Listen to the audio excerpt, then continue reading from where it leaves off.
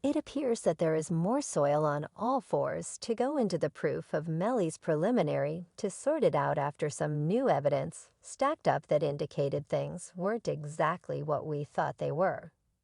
YNW Bortlen has been evaluated. YNW, since Melly had one more trial, and the goal of the situation was to devise a date for a new preliminary. They revealed that date, and it was set for October 9.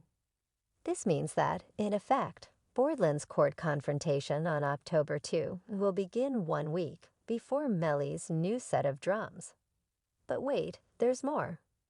Melly caused a stir by hiring a superstar new big boss legal advisor named Jamie Benjamin. Stuart Applestein and Raven Freedom's YNW Group has a big enchilada criminal guard legal advisor with a ton of experience working on fantastic ass cases. Jamie has some serious street cred. He's even triumphed in a few real-life situations. And get this, he used to be the top criminal defense lawyer in Florida. At the conclusion, as he was leaving the court, Millie made an impression on his family. Millie grinned and casually said, "I'm going to his fam the glad as I walk around the court." Not everyone is prepared for the idea that Melly will be relaxing on house arrest in half a month. And a few people have only recently noticed that he can't seem to shake the intensity went. Melly's most memorable prelude for that twofold merkin got everything wrong and ended up in a misdemeanor. But here's the curve. Mother of the rapper on her Instagram stories last Saturday, Jamie Ruler, said that an astounding 9 of the jury's 12 members agreed that the defendant in her child's case wasn't at fault. Ruler also guaranteed that the majority of the jurors in her child's case had this opinion. She is also talking about how Melly, who frequently placed the blame on him, had his 2 friends fire Chaser and Juve in October 2018 and tried to portray it as a drive-by shooting. He will be released from prison soon, and 9 times he was not at fault, 3 times he was at fault, and my child will be back at home. God is still at work, calling for help. Emoji passing responsibility up Jamie Lord is talking about how the jury reached a stage where they couldn't decide and ultimately came to a complete standstill because they were unable to reach the expected vote to reach a decision, no matter how fervently they tried. Get this scoop from Cornell College School Regulation. Appointed authorities are tied in with staying away from this wreck, so they could try and toss in what this called as explosive charge at the jury to drive him into making up their psyches. Presently remember that there's no clock on how long this jury can bite over things, yet they're simply wasting their time. A malfeasance gets proclaimed, eventually right well. Here's a lowdown on a first-degree murder preliminary like Melly's case in Florida first. You must attend the court date stage. That is where they get a consistent blameworthy vote before they might in fact discuss punishment pay in that second stage, the punishment stage. No less than 8 legal hearers became down with capital punishment. For it to stick currently hold up, however, it's anything but settled, albeit as per capital punishment data focus. It's anything but a sure thing at this time. The juries need to all settle on specific exasperating elements that are in play in the event that they don't the death sentences off the tape. And regardless of whether the jury lifts their hands for capital punishment, an appointed authority actually needs to give it the gesture before it's true. Yet here's a little turn. However, don't feel that malfeasance for Ian.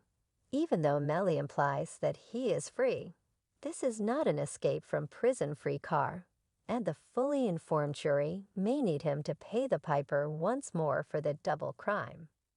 Affiliation gained some knowledge malfeasance doesn't absolve him or make him legally accountable.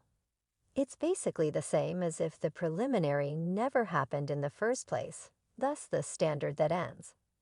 It doesn't matter that you can't be tried twice for the same offense in this case, and here's the killer. If the jury returns a deadlock, the examiner may proceed with cycle 2 without hesitation. The appointed authority may decide to stop that in some cases, but usually the investigator receives a pass. Melly Stubbs' murder trial has been discussed on a local Florida channel. Look at this. There was this marvel who needed to play the legend. Perhaps they did so for financial gain, or simply to accept the YNW. Melly was truthful at every turn. But hang on, there's more going on than meets the eye. It goes a little deeper than the fact that this jury member from YW Melly's first preliminary spilled the beans to Local 10 News in Florida. The arrangement is that the majority of them supported the decision that was wrong. Now get this one. Hearer spilled the beans on the download and didn't want to reveal their name. They only spoke directly up.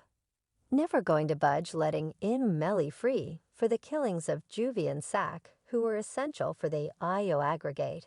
Every step of the way this woman generally disapproved of the foreman they picked. She'd fold her arms, have tantrums, and pronounced that she was done when somebody attempted to talk some sense into her. She'd detonate. This woman was all strolling firework, causing turmoil left and right. She controlled the impolite sling affront to any individual who contradicted her. She guaranteed during the jury choice that her previous family issues with the law wouldn't meddle with her unprejudiced nature. Yet on the last day of consultations, things got wild. The jury appeared to be practically never going to budge on a liable decision, like 11-1 for murder with a dangerous weapon. However, at that point, this woman pulled two others to the side, and after a quieted combo, she inspired him to flip sides. She reported that they had shift in perspective, yet when somebody called her out on representing him, she exploded again, throwing affronts around and on the grounds that they couldn't concur. The adjudicator proclaimed a malfeasance on July 22nd. The entire circumstance left the jury shaking, with one jerk saying, "And something we're never going to fail to remember, some truly delicious stuff just dropped about Io Melly.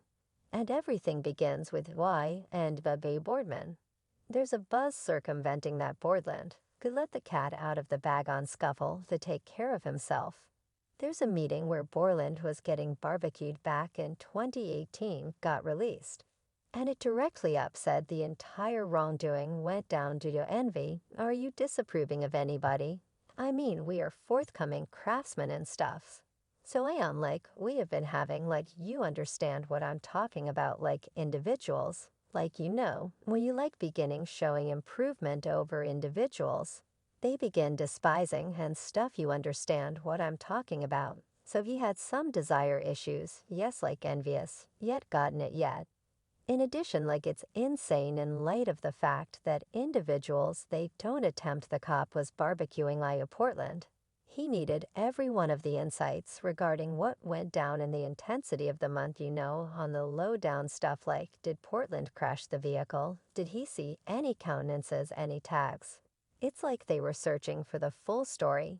Yet he wasn't saying much. Did you hit anything in the vehicle? Did you hit anything more other than the medium, since you got harmed to the harm to the hooded vehicle? Was at that point there yes yet? Here's the contoured inside of 30 minutes of the cross-examination that cop was at that point on to Portland's lives. So they quit wasting time and asked him straight up, assuming you realize who did this wrongdoing, would you let the cat out of the bag in Portland now? He didn't give a strong yes or no. With his voice, he only sort of shook his head side to side, like nothing is assuming that it was Millie who did the D. Portland. Would clearly be aware, yet him expressing no, without holding back, could offer beyond what he planned. His voice might have gone all bizarre and different. Appreciate that is obvious that he's lying. The police were getting on that Portland was keeping down an entire bundle of information. Yet here's the kicker, however, cops weren't tricked every step of the way. They eyeballed the Jeep. They were cruising it at that moment. It didn't seem to be any common ride that was important for a drive.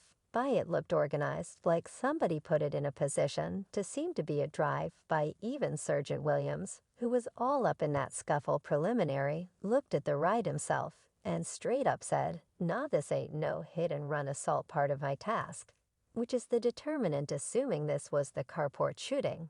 And my assurance was that this isn't a hit-and-run assault. And it depends on this image here, which is an excellent picture to portray everything of these rounds are done and all the one is finished at a fixed position. The cop won all CSI on the vehicle and was looking at every single opening like a genuine indicator, because shooters have a fixed position when all but one of these rounds are going in. After that, he removed the dangerous weapons. Stickman fundamentally, he was playing analyst with a stick to sort out how the openings arrived and what direction they could have come from. It's like he was sorting out a riddle, attempting to break a code on this image here, which is an awesome picture to depict everything of these rounds are done. One is finished at at a fixed situation inside the fixed position. When everything except one of these rounds are going in the one round that has some development in it, which is around a website out here.